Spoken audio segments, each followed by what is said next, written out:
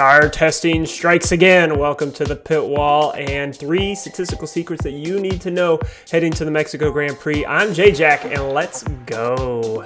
The first statistical secret is about the track. We have the situation with tire testing in which not only is it a high altitude, really good for Honda engine type circuit, but also we weren't able to get very good estimate of how the tires are going to perform on this track because in FP1 you'll see that there was, again, for the second week in a row, 5 new drivers. If you look here on the right, you'll see that in practice session 2, there was the requirement of at least 26 laps on testing tires. They're unmarked. You don't know exactly what you got. So everything we see here is going to be with a grain of salt. And because these bottom 5 from FP1 were using hard tires, that complicates things even further. So why am I even including FP2? Because there were some people who were able to get their times done and still get their testing. So we want to look at Russell, for example, who set a 119.970. That would put him better than anybody who was in FP1. And that's why we have to realize that because everyone else was testing, we don't know what their true values are. So you got to pay attention to FP3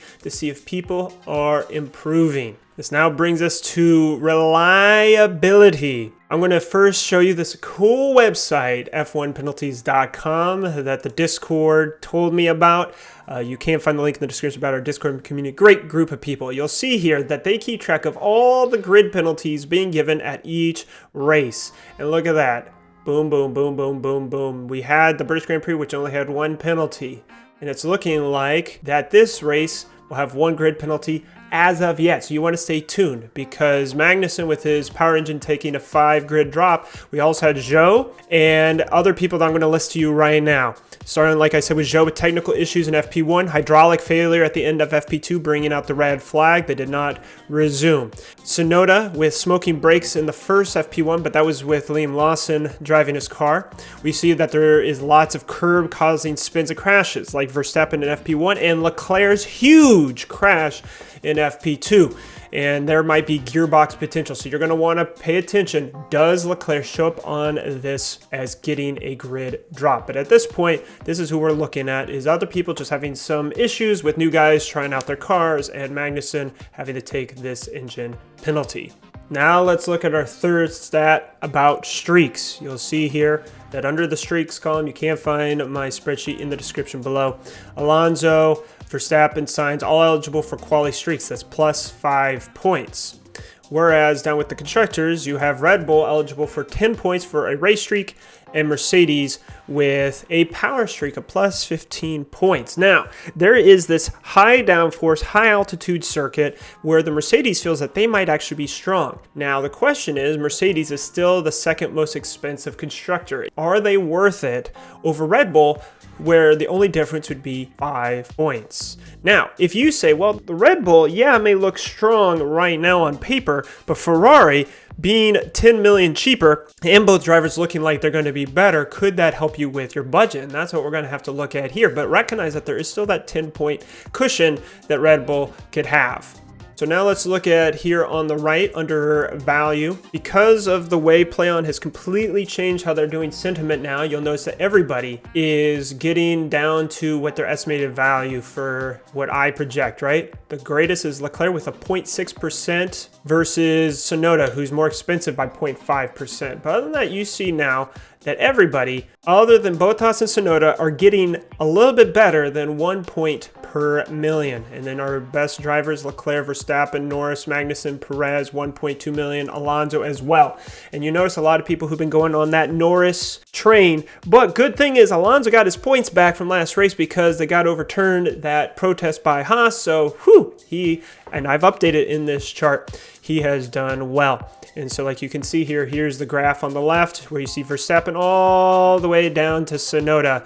And there used to be outliers, but now because of the new sentiment changes, these are actually lining up how they should be. And if you look down at constructors, you can see that Ferrari and Mercedes, $2 million difference, but Ferrari's been scoring just as many points, whereas Red Bull is clearly the stronger of the two. Now, if we were to go over to our team dynamics, and this is something important because you can get up to 5 bonus points per team, you can see like Bottas dominating Zhou, but Bottas has been having reliability, but Zhou is looking like he's having this race. Magnussen beating Schumacher, Gasly, Tsunoda, Norris just demolishing Ricciardo. Alonso and Ocon were 50-50 at the beginning of the season, but Alonso has taken advantage. Hamilton over Russell, Vettel over Stroll, Verstappen over Perez, Albon over Latifi, and Leclerc over Sainz. And so if you're looking at this, you can say, okay, Alonso, who might be able to get a quali streak, or Sainz, who get a quali streak. Okay, so Sainz might get that plus 5 points, but is he going to get that extra 5 with Leclerc? But guess what? This now brings us to who our turbo options are going to be. You can look here at the prices. Anyone who's under that 20 million. Sainz with his quali streak of plus 5, that's sounding like a really good option because then boom, that becomes 10 points with his turbo. Norris, Ocon, Alonso, these are your next guys. But you can see here though that Sainz is beneath both Norris and Alonso when it comes to points per million. But you have to put this in perspective though, and let's do the math here. If Sainz is 18.7 million and you multiply that by 1.2, then that means he's scoring about 22.4 points. Whereas if you take someone like Norris and you go 15 times 1.2, he's only scoring 18 points. So then you have to say, okay, well, yeah, you could turbo those guys, but they're going to be giving less points per race on average if you're doing this new system that's been presented to us by PlayOn. But that is who I'm leaning towards, Sainz for turbo. Hopefully he doesn't DNF like he did last race, which would be terrible. But now, let's see what we're gonna do with our teams. I'd like to promo for you our one race challenge for Mexico. Here we go, round 20. Woo! It's going good. We've got a heated battle. The top 6 separated by roughly 7 points. We have 14 people who've entered. Thank you. If we can get at least 50, then we could be submitted to large leagues. And I'm glad for all of you that have been participating because this is that cool way of keeping track of your team, which refreshes the opportunity every single week. And our top 3 scorers get a gold, silver, bronze. That's 25, 18, and 15 points respectively. And then we keep track over the course of the whole season. Now, remember, and this Discord community of mine has been, keeping track of this. Make sure you are submitting your team before quali starts, because if you're submitting it after quali starts, especially after the quali has finished, then your team is probably not going to be eligible for getting on our ORC leaderboard, because it is unfair that you would submit a team after some information has been given with the results. So make sure you're doing that, as well as the second thing is try not to be changing your team after the quali has begun. Once the team's locked in, keep it that way, because you don't want your team getting disqualified from the runnings. But one chance, one opportunity, one team to get on our ORC leaderboard. It's now time for my picks. Okay, there used to be this huge gap between Team 1 and Team 2, but because of how PlayOn has been adjusting their sentiment, look at this. There is only a $0.3 million difference between my two teams now.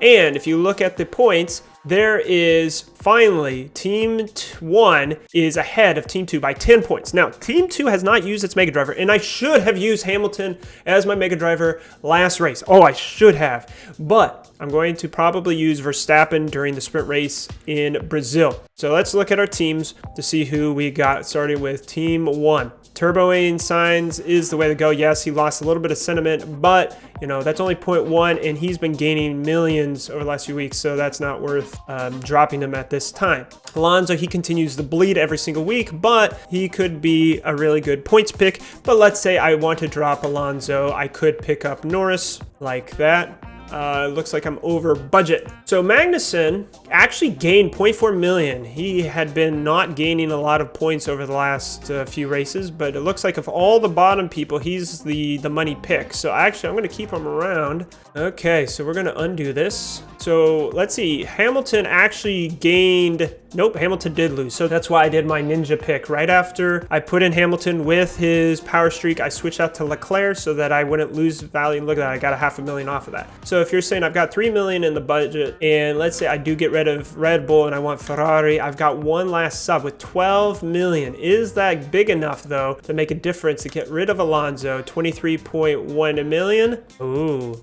that could pick up Hamilton. Now, Hamilton looked like he was doing good at this track, and that might be an option if I want to go Ferrari, Hamilton. But I would have to say, does Hamilton score more than 10 points than Alonso? That's the key, because Red Bull is eligible for that race streak, which is 10 points. So I would have to say, if the $10 million difference between Red Bull and Ferrari is enough to have Ferrari, but as you can see though, Ferrari only went up by 0.1 million, whereas Red Bull went up by 0.5. So I've been actually keeping Red Bull on my team as a money pick so that I could continue keeping pace with these drivers that are becoming more and more expensive. So that's where I'm at right there, is if I want to use my last two substitutions to switch to Ferrari and Hamilton, that means I could have 4 of the top 5 drivers on my team. And potentially, if the Ferraris are as strong as they were in FP1, then I could be getting maximum points. And then for Team 2, we see here that Stroll is at 98%. Do I want to do a money pick switch off with him? 13.5 million would leave me with Ocon. I think Ocon was showing some good pace, so that could be an option right there. And then I could keep these guys. Now, let's say I undo that and I do a similar process like I was saying before. I could bring in a Ferrari and then Hamilton combo, right? So I could do that for both these two teams. So let me know what you're thinking for your teams and who you're going to put in your lineup to get maximum potential out of this race. Recognizing that the one thing I have not addressed is Magnussen getting his 5 grid drop penalty. Now, here's the thing. Magnussen doesn't usually get into FP2, FP3 as consistently as some of these other drivers. So if they say, okay, we're already going to get a 5 grid drop, we're going to go as high as we can to try to get better. But maybe they say, no, we're going to save the engine, we'll just stop at the back of the grid. Well, then he loses a little bit of points by not qualifying ahead of his teammate. But he is a strong money pick, and so I don't know if I'm ready yet to let him off. But if that's the case, that could change up my order because I only have 2 subs for both teams. There we have it, a statistical deep dive into Mexico. A lot of uncertainty. Actually, during the broadcast, they said the reason why they have to do the tire testing in the middle of the race season is because this is the first year of the drivers in these new cars. So they can't just take old cars, take it on a test weekend in between races. But hopefully you have a solid enough lineup that you can continue progressing in your league. So let me know in the comments below what you're thinking, what you're feeling, and until next time, I'll see you on the pit wall.